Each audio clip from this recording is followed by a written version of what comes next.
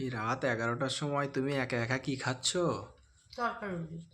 তরকারি রুটি তোমার জন্য কে এনে দিল? তুমি আমি নিয়ে আসলাম, আমাকে না দিয়ে তুমি একা একাই খেয়ে নিচ্ছ? নাও খাও। উম,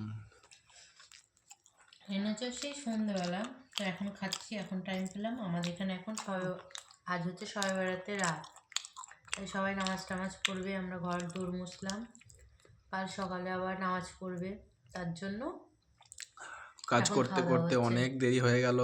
হুম। আমরা আজকে রান্না বান্নারও সময় পাইনি। সারা ঘর সব পরিষ্কার করলাম কালকে শবে বরাত, তার জন্য। তাই রাতে একটু তরকারি রুটি কিনে নিয়ে এসেছিলাম, সেটাই এখন আমরা দুজনে মিলে খেয়ে নেব। আবার কালকে সকাল থেকে রান্না বান্না হবে, কালকে থেকে আবার খাবো। কালকে একটা স্পেশাল আসবে ভিডিও।